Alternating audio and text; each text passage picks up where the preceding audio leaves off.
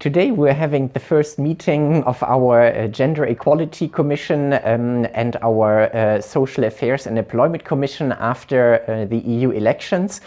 We use this opportunity to review the priorities of the next European Commission in the area of gender equality and also in the area of employment and social affairs.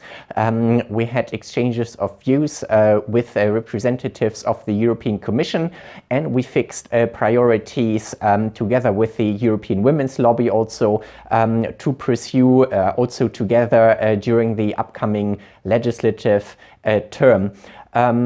We also discussed about ongoing advocacy through the European semester, where CESI has been actively inputting since last year, and we were discussing how to boost this participation during the upcoming European semester cycle.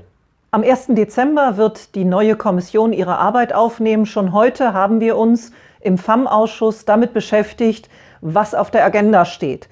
Aus allen unseren Mitgliedsgewerkschaften darüber Gedanken gemacht, was der Plan, die Agenda für die neue Kommission sein soll. Wir haben uns auseinandergesetzt, auch mit einer Vertreterin der Kommission und mit einer Vertreterin der European Women's Lobby.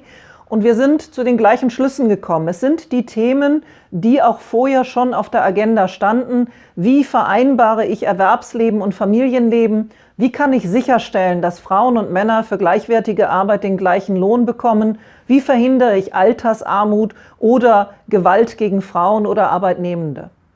Alle diese Themen werden wir weiterhin bearbeiten. Wir haben schon Fortschritte erreicht. Sie reichen uns noch nicht aus. Es ist noch viel zu tun.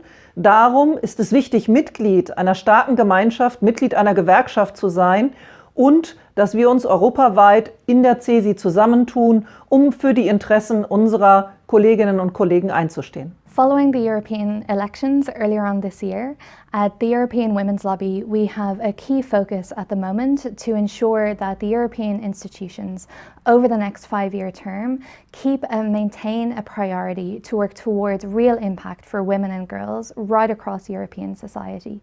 We hope to see this coming through in the future strategy for equality between women and men, where we are working hard to ensure that there is representation of women across the European institutions through institutional mechanisms, working to disrupt the continuum of violence against women and girls, ensuring that we have comprehensive legislation, ratification of the Istanbul Convention across member states and at the European level, that we are ending stereotypes against women and girls, looking to media and technology companies to play a leading role in this work, that we are ensuring the representation of women in political and decision-making spaces, moving on with our quotas, but ensuring that we reach parity democracy, that women are included in all decision-making spaces so that the choices being made reflect the needs, priorities and realities of women and girls, and that we move towards a more feminist economy where we can ensure that women's needs are represented,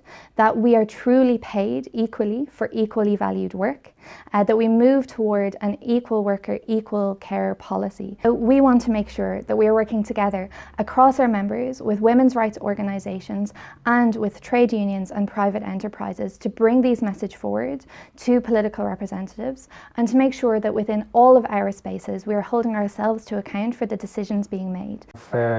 Held our new meeting of the subcommission of CESI subcommission. And we have dealt with very important problems that workers face daily in workplaces. We are starting our debate about the minimum wage all over Europe. If minimum wage should exist in European Union, or if it has been the result of the collective bargaining. We have discussed about the end of the Juncker Commission and the last recommendations and directives passed by the Council,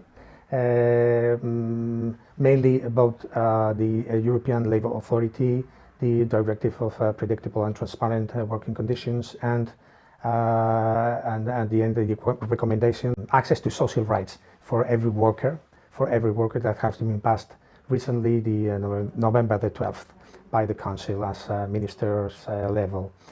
And we have finished with a very interesting debate on the new Commission plans. In fact, the new Commission is not in office nowadays, but it will be soon. So we are very interested as a trade union in the part of employment, social labor conditions, and social affairs. We are going to follow up the next steps of the new Commission, mainly develop of the social pillar that CESI has contributed to the right of this important paper in the social dimension of the European Union.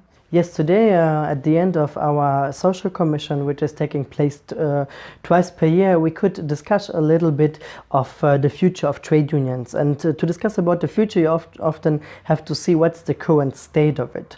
And when me thinking as a youth representative about a trade union, what is the main task is, and something that I learned in school is what solidarity, and honestly this is something I could stress out today, that this is a big point that I miss in trade unions right now. Where is the solidarity at the past that we had? Where is it gone, and how can we get it back again on top of the working tables of the trade unions? Because they are important, and we as trade unions are important, and we have done in the past amazing big work, and now it's more or less the state that we just try to fight to keep the work done in the past, that it's not disappearing.